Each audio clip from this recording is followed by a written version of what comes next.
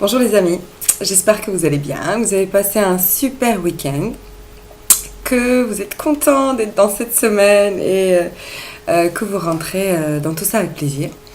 Je viens vous voir aujourd'hui un petit peu après une super journée hier avec mes copains de la coopérative et c'est vrai qu'il y a pas mal de réflexions et en général avec d'autres personnes sur l'état de stress dans lequel on se trouve, que ce soit les entrepreneurs, les salariés, peu importe, tout le monde.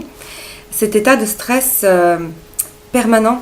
Alors même si on mange bien, même si on se fait du bien, même si on prend de temps en temps du temps pour nous, voilà, quand on est dans la création, quand on veut aboutir à quelque chose, voilà, quand on crée son entreprise ou autre chose, peu importe. Et même dans le quotidien, beaucoup de gens sont sous pression totale. Donc, je venais aujourd'hui un peu voir avec vous certaines astuces détente. En fait, c'est un petit peu ce qu'on parle depuis que je commence à faire mes vidéos. Dans chaque vidéo, il y a toujours le message: prenez soin de vous, prenez soin de vous, prenez du temps pour vous, laissez le temps faire ce qu'il faut, mais n'abandonnez pas. Croyez en vos rêves, croyez en vos réussites et ça se passera bien. Donc concrètement, quelques conseils un peu naturaux pour les gens, voilà, pour les copains et pour un peu tout le monde. Comment ne pas se laisser envahir son espace personnel, son entité personnelle par le travail, par les soucis, par cette angoisse de la réussite. Déjà, on a déjà parlé de vortex, donc si on essaye d'être centré, de se faire du bien, de se faire plaisir, de suivre son cœur, avec quelques exercices et avec une façon de voir les choses, comme on en a déjà parlé, on arrive quand même à mettre ce stress à distance. Bien sûr qu'il arrive, bien sûr, c'est du bon stress en plus, donc à un moment donné, la vie sans stress n'est pas la vie, c'est un bon stress. Donc nous en nature, on apprend qu'il y a deux sortes de stress. Celui qui fait travailler énormément le cortisol, et donc c'est des hormones qui sont assez puissantes, hein, l'adrénaline et le cortisol, donc qui font un petit empoisonnement du corps. Du coup, quand on a des gros coups de stress, après on est fatigué. On a des courbatures, on a mal partout. Moi, j'ai toujours l'impression, parfois, après des coups comme ça, pas sympas, qu'on a l'impression d'être passé au sèche-linge, quoi, à la machine à laver. On a mal partout, on n'est pas bien. Lessivé, voilà, le cas de le dire. Et en fait, voilà, déjà, prendre les choses, accepter, en fait, je crois que c'est vraiment une des clés, accepter aujourd'hui. Accepter la situation comme elle est aujourd'hui. Et ensuite, ça se détend. Et ensuite, vous pouvez plus facilement avancer. C'est ça, en fait. Donc, acceptez le aujourd'hui, comme il est, et avancer sur le demain. Donc, c'est vrai que au quotidien, voilà, on a des heures de travail importantes, on rentre, on fait rapidement quelque chose à manger, voilà, on se couche, on n'arrive pas à dormir, on arrive à dormir. Alors, le truc, vraiment, avec de l'exercice, se permettre une dizaine, quinzaine de minutes avant de dormir, au moins, parce que si on n'a pas le temps dans la journée, on peut se le permettre le soir, de faire une petite méditation guidée. Si vous n'arrivez pas à faire une méditation vous-même, avec vous-même, dans le silence, tranquille, faites une méditation guidée avec une petite musique, avec une voix qui va vous guider. Alors moi j'en ai fait 2, je vais en faire d'autres.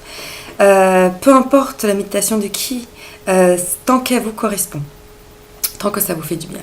Pour déconnecter un tout petit peu le cortex qui travaille toute la journée et le laisser un petit peu en paix et reprendre un peu notre corps, nous resituer dans notre corps, nous calmer un peu, voilà, avant d'aller dans le sommeil. Donc bien sûr, c'est important pour la forme de bien se nourrir, bien dormir. Et il y a toute une sphère psychocorporelle et psychospirituelle, on va dire, émotionnelle. Plus vous êtes bien au niveau de vos émotions, mieux vous vous sentez, plus facilement vous traversez les difficultés et les fatigues et les stress. Donc les stress qui vont arriver ne vont pas être pris comme des catastrophes, donc ne vont pas être vécus dans le corps comme des catastrophes, ne vont pas vous épuiser autant que si vous réagissez avec un gros coup d'adrénaline, de peur, d'angoisse. Voilà. Donc c'est un entraînement, petit à petit, doucement. La confiance en soi, le travail sur l'amour-propre, d'abord, parce qu'on croit en soi, donc on sait qu'on va y arriver, peu importe le temps que ça prend. La patience, c'est dur, hein. Apprendre la patience, apprendre à laisser le temps aux choses de se faire. Voilà, ne pas trop vouloir que ça se passe vite, parce qu'on est tout le temps déçu du coup. Et la déception, après, pour en sortir, voilà, c'est pas évident. On peut pas tellement être en gratitude quand on est dans la déception. Donc, voilà. Donc, laissez le cogitage, les factures, les calculs, les horaires, les clients, tout ça, de côté quand on va se coucher. Hop, on dépose au pied du lit. On va se coucher tranquillement. Si vous ne faites pas de méditation, posez-vous quelques minutes avant de dormir, faites un bilan sur votre journée et remerciez. Rien que ça. Vous vous mettez dans un autre contexte. Vous arrêtez votre cogitage, votre petit vélo dans la tête. Vous vous mettez dans le contexte de la gratitude. Vous remerciez pour cette journée, pour la motivation, pour les rencontres, pour tous les petits détails qui se sont passés. Remerciez d'avoir vécu encore une magnifique journée. Vous remerciez pour toutes les possibilités qui arrivent demain. Mais vous vous mettez dans un état émotionnel et cérébral calme. Voilà. En naturopathie, on appelle ça donc l'orthosympathique, c'est quand vraiment, un petit peu comme le battement du cœur sur l'électrocardiogramme, quand vous êtes en pic. Donc l'ortho, c'est quand vous êtes tout en haut, vous êtes stress. Le parasympathique, on appelle ça le parasympathique, c'est quand vous êtes en bas, dans les trous. Alors, c'est vrai que la ligne au milieu, voilà, arriver à trouver la ligne au milieu, ne pas aller du désespoir total au bonheur total, du stress total au bien-être total, vraiment essayer de trouver un milieu. Oui, on va sentir des pics de stress, des petites baisses de forme, mais on va naviguer à peu près au milieu. Donc c'est vraiment essayer de stabiliser ses humeurs, stabiliser sa motivation et comment vous dire ça, son carburant, voilà.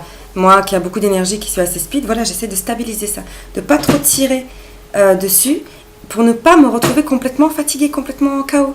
Voilà, c'est un peu, on revient encore à cette histoire que je vous ai racontée, mon bobo au rein, où on va trop, on fait trop, on se flagelle trop et on finit couché dans le lit.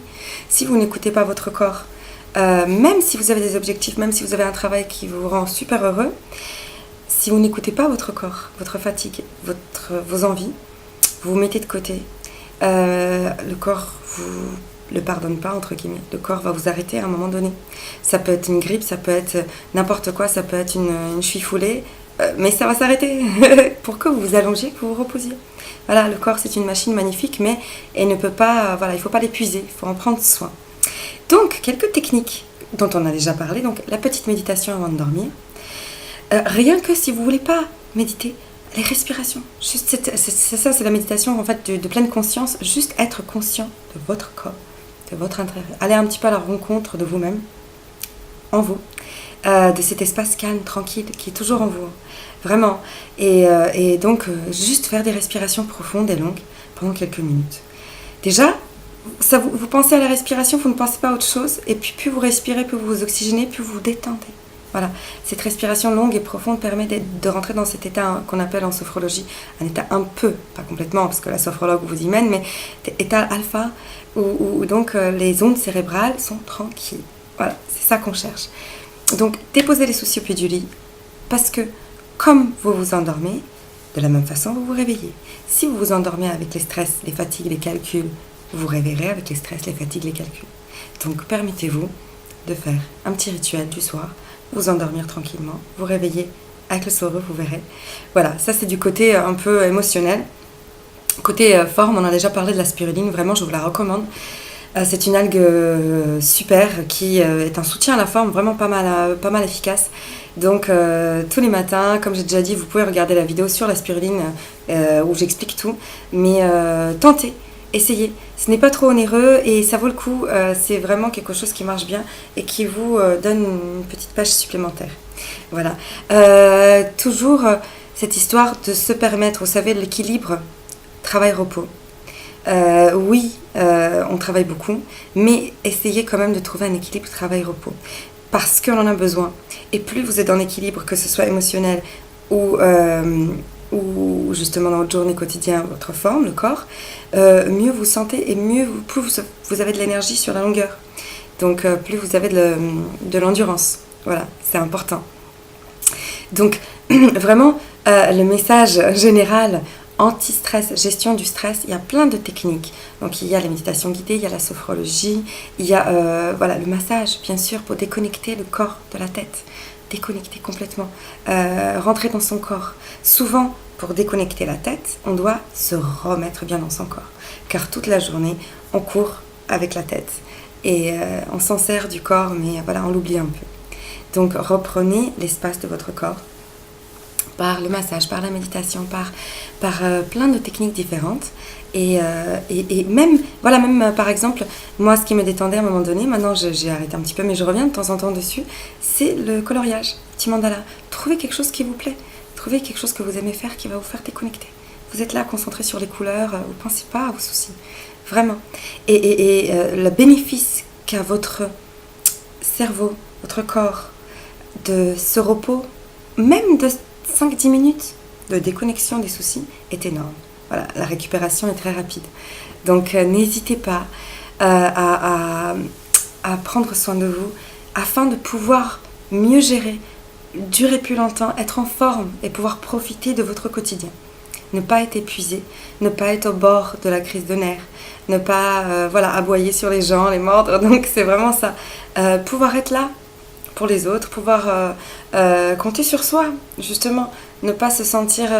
ne pas sentir qu'on a failli à soi-même. Donc vraiment avoir cette énergie pour accompagner ce qu'on a dans la tête avec le corps. Voilà. Toujours le travail sur soi. Et donc... les méditations, les respirations, les petites visualisations, visualisez vos succès, vous savez que vous allez y arriver, croyez en vous, et ça se détend un petit peu, C'est un exercice, voilà, on sait maintenant qu'on a le choix, choisissez vos pensées. Si une pensée vous irrite profondément et vous fait du mal, arrêtez d'y penser. Vous avez le pouvoir, vraiment, arrêtez de penser à ça. Choisissez une pensée plus jolie. Si au ce moment c'est difficile, l'argent n'est pas là, ça ne rentre pas, ne dites pas je n'en ai pas. Dites pour l'instant c'est un peu serré, mais il arrive, l'argent il est là. Voilà, déjà ça c'est complètement une autre émotion, c'est complètement une autre sensation, vraiment. Voilà, je suis un peu fatiguée, mais ça va repartir, ça repart là, c'est bon. c'est un état d'esprit. Donc avec des exercices tous les jours, voir les belles choses, les goûter, les sentir, profiter de sa profession de cœur. Vraiment, si vous avez de la chance de faire un travail qui vous plaît et qui vous porte, voilà, ne vous perdez pas dedans. Souvent les entrepreneurs se perdent dans leur travail. Moi j'ai vécu avec mon cher papa, on avait une agence de voyage dans l'11e à Paris, et il a beaucoup travaillé, il s'est épuisé vraiment et il s'est un petit peu perdu. Heureusement maintenant à la retraite il a récupéré un petit peu lui-même, mais on se perd, on laisse des morceaux de soi sur le chemin, donc ne permettez pas ça. Gardez vraiment votre état émotionnel et spirituel, cérébral bien, quoi, tranquille, vraiment, ce vortex toujours dans l'œil du cyclone, hein, vous êtes tranquille alors qu'autour il y a la tempête. Et ça veut dire que tout, à partir de cet endroit, est possible.